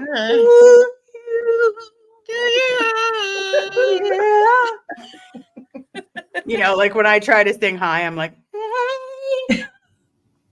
you know, and they're like, sing from your diaphragm. My what? You want me to sing from my where? Diaphragm. What are you talking about? It's down to the what? And the who? That's a little personal. Yeah, that's a little deep for everybody. But I want to say thank you, Chow Young Smut, for coming on. I appreciate it. It was a blast getting to know you. Definitely email me, and we'll definitely hook you up with Lara and see, you know, once you finish that song. Awesome. All right, I'll talk to you later. Thank you. Both of you. Happy New Year, y'all.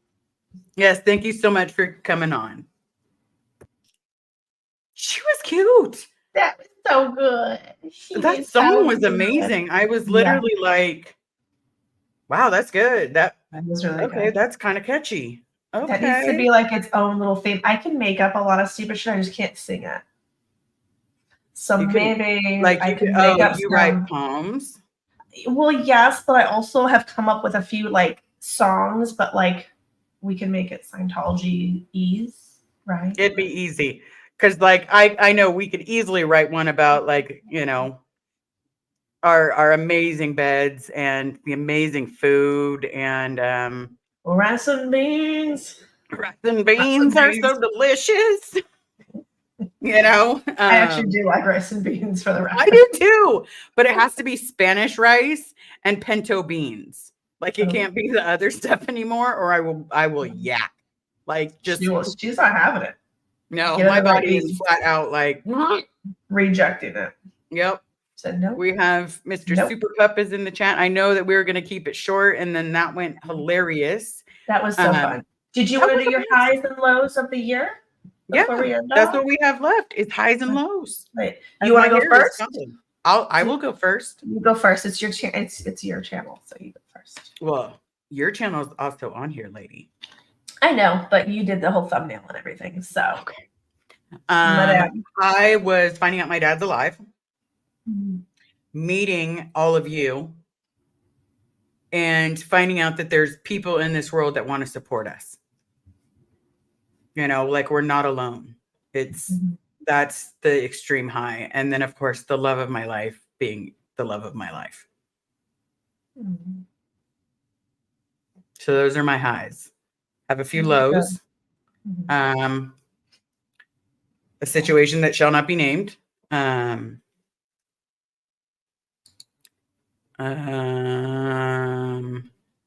Not being able to see my dad. You know, like putting in constant effort and not seeing him. And then OBG Foster, never in, who supports all of y'all. Or you all. Oh, I definitely need to get new glasses. I should just probably wear them. I'm going to get contacts. Just watch. I'm going to get contacts because I'm so scared of like losing them, breaking them. Yeah. Because the funny part is my glasses have been sitting right here the whole time. They're handy. They're handy. And oh my God, everything's clear. Except if I look down. She can see clearly now that her glasses are on. Can see clearly now the rain is gone. That was such a good song. What that was in another movie. But besides that, what are your highs and lows? Because you had two kids get older. I know. It's kind of weird. They're like teenagers. Ugh. No, they're fine. It's just I don't like how fast it's happening. It's like kind of strange. But I would say my highs were definitely just speaking out more publicly, like on a broader spectrum, because I never would have thought I'd be doing this. You know, if you would have asked me, I would have been like, nah, who cares about that? Like, not that it's not something that I personally care about, but like I just didn't think, like you said, people care. So speaking out, because it has allowed me to share a little bit, not everything, a little bit of my life. And I've met some really amazing people. Like Liz, I met you and we were talking behind the scenes for like a month, 2 months, you know? And then all that happened. Yeah. Right. But I mean, you were there for me when I was like, I don't know what to expect with this and that. And you were like, well, I'm there. And we would be sitting there and messaging each other. So it was nice to have people that understood and weren't like, you didn't have to, I don't know, like explain it for so long, because it is a whole lot to explain. And then it sounds like weird when you explain it to people that aren't familiar with it. Yep. Because it's just kind of a strange little world that we chose to be born into. Yeah, we chose this body. I chose this body. Okay. So there's another song. Instead of like, we built this city, it's not the song, we built the city and rock and roll. It should be, we chose this body. We chose this body. Yes. Okay, so there's another song. So absolutely. People that there you sing, go. Now you got to work on that one. Be like, we chose this body on Satan power. I don't know. Something, right? On the prison planet. Hey. Yeah. Something, whatever. Yeah, whatever we want. So that's been a really big, a big hype. Just living life has been fun and amazing. We're alive. I get to go and be a mom and a wife, and that's really like what I like. And I would say my low this year was like one of my childhood friends passed away, and that was a really gut punch. You know, people aren't supposed to pass away in their 30s, and so that was shitty. I made the best of it because I got to travel and go back home, though I would have liked to go back home for a fun reason. But I got to travel back to where I grew up and see some friends that were just in my like regular public school. So like normal, my normal friends, right? Your normies. Right. So I got to see them and see their families and what they're doing and like spend time with them and cry and grieve with them, because that's what you do when your friend passes away. And I love to be back in California. It was just like, oh, I loved it. It was just like, it reminded me of like, this is where I came from and how beautiful it is and the culture and the people. I loved it. It was for a sad reason, but I was happy to go home. But yeah, so that was kind of my sad. It's just been a lot of people passing away. And that's just something that sucks. It's just, I know it's part of life. It's just not fun. So it's my low. It's not fun when you're losing someone or when someone makes a decision, you know, or doesn't make a decision soon enough. You know, it sucks. You know, like there's no back in time button that you could get to get back some of that time. Yeah, exactly. And it stinks because you're like, oh, I wish I would have, texting and stuff is fun.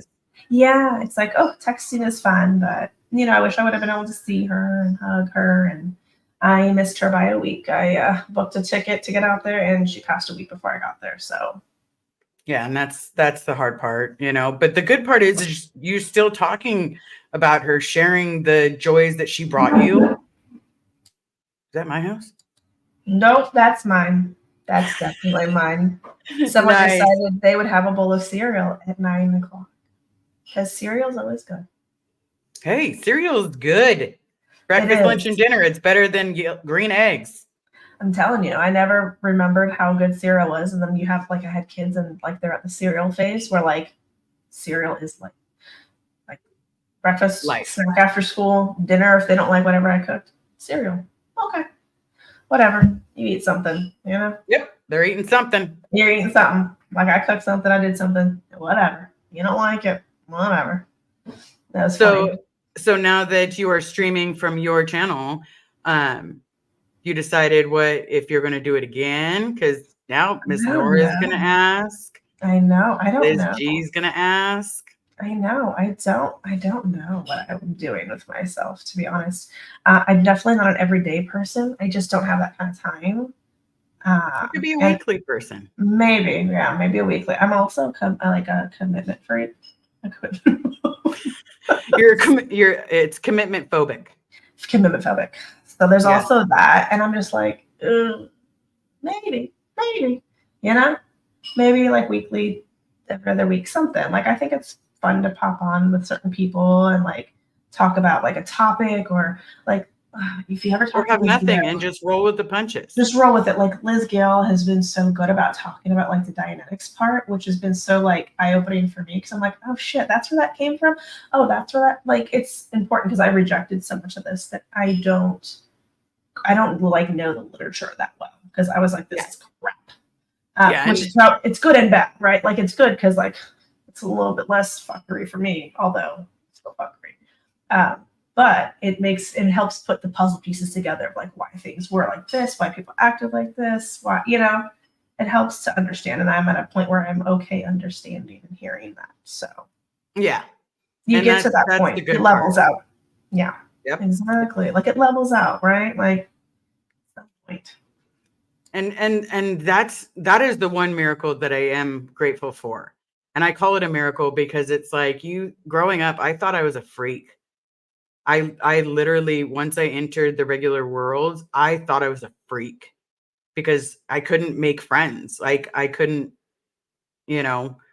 get close to people the way I was close to people in Scientology. And then when I did make those friends, I found myself, not understanding what they were talking about, or getting twisted with sarcasm and getting into arguments, getting into fights.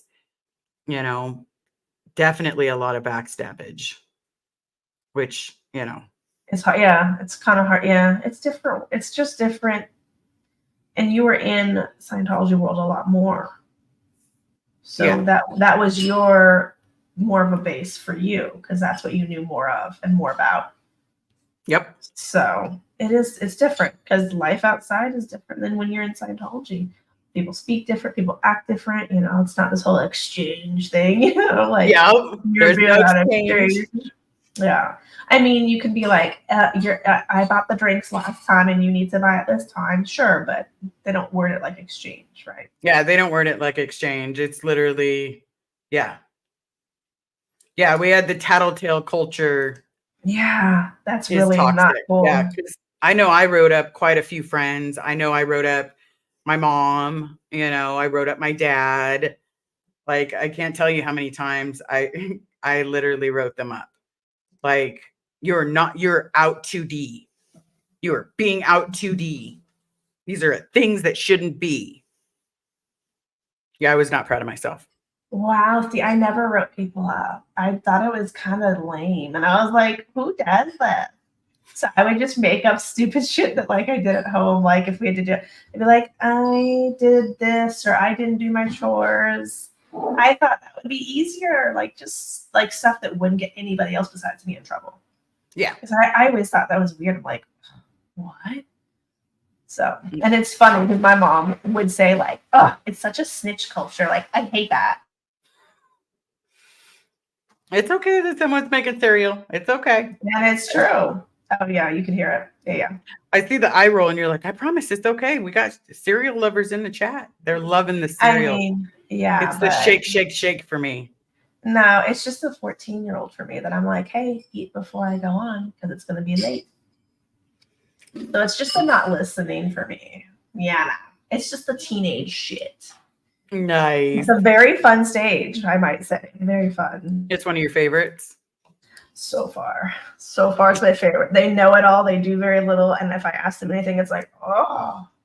I'm like, Yeah, I definitely understand that one. No. It's just like, oh. Mm-hmm. Yeah.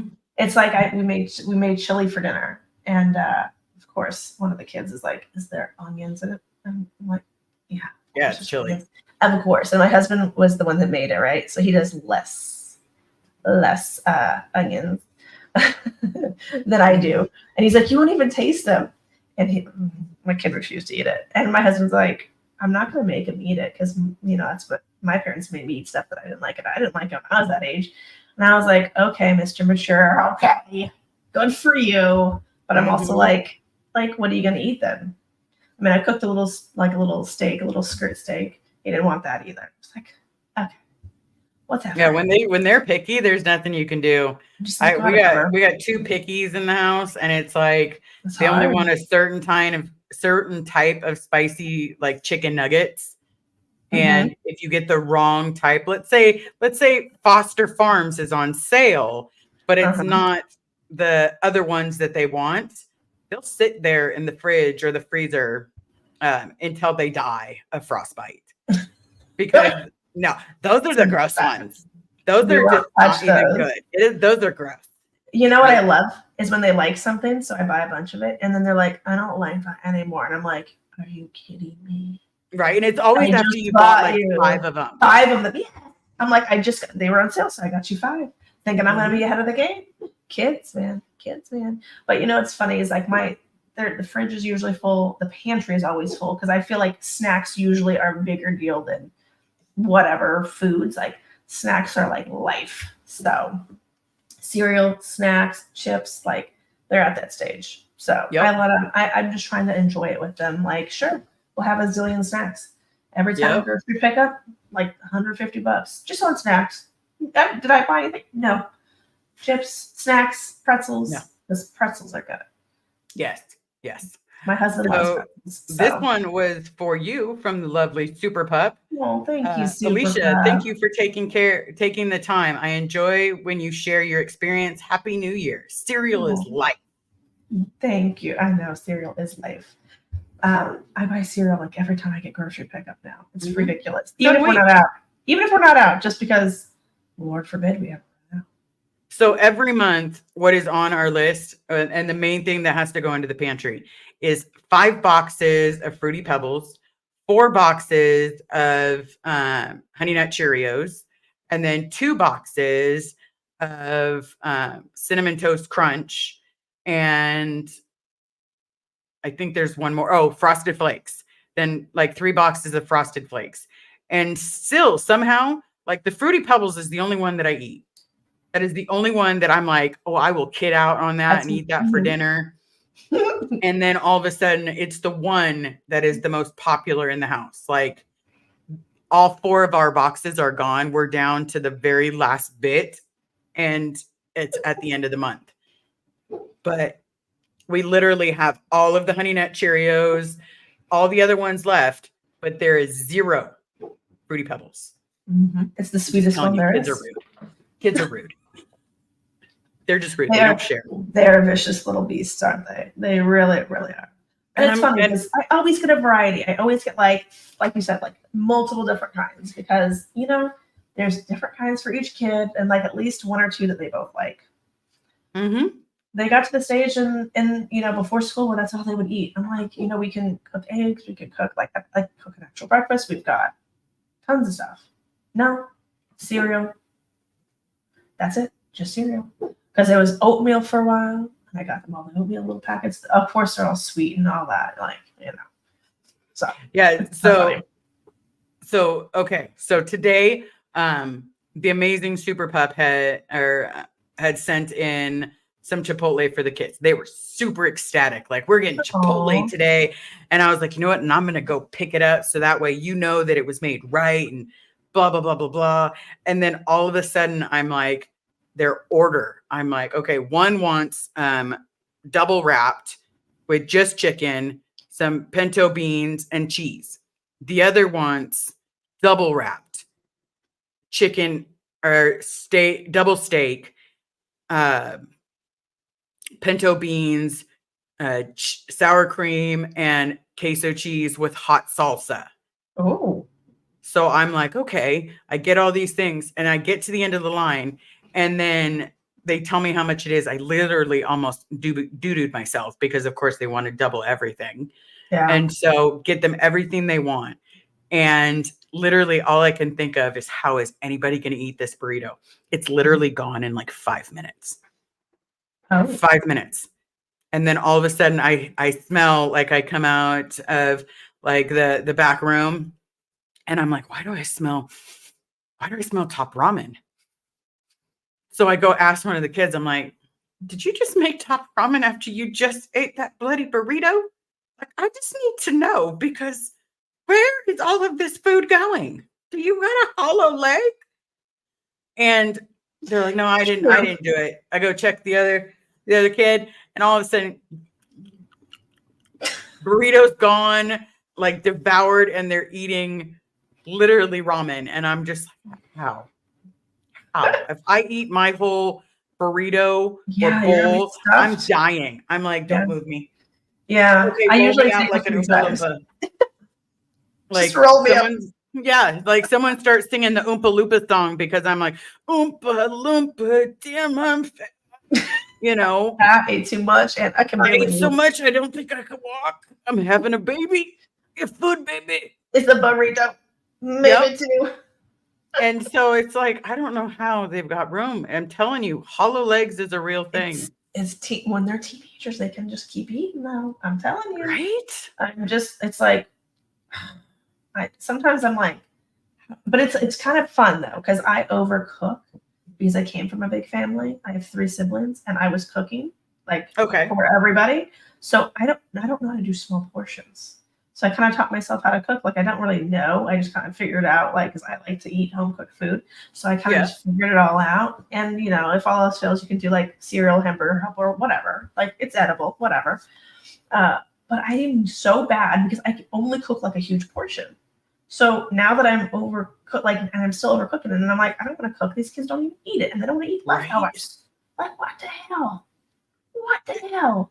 Our kids have it so cushy. That's what it is. They do, because literally, like, okay, so the only meal that will honestly be reheating, like, except from me or Carrie, she makes the most amazing spaghetti. It's spicy. It's got the perfect kick where you're just like, oh, that was kind of spicy. That's hot. You know, love that spaghetti. The kids love that spaghetti. She makes anything else and it will die in the fridge. Yeah, and I feel so wasteful. We do too. We're like, okay, I'm going to stop making stuff. You're not going to eat it. Like, right. You know, why aren't you going for this? And like, we just made it yesterday. Like, you'll be fine. You can eat it twice in a week. You can eat it. Exactly. And you'll be fine. You're not going to die. Yeah. Well, I will say, like, now that I know, like, I looked up what possums eat. Like, when we have bananas that are about to go bad, I put them outside because the possums love bananas. Just saying. I mean, you know. Well, if we had a possum, Not encouraging anybody to do anything. I'm just saying that the wildlife does really like, certain things. Hey, so far, I put the rotisserie chicken out there too for it. All right. We like put at the end, because it's like the bones and there's still a little bit of meat, but no one really will pick it off.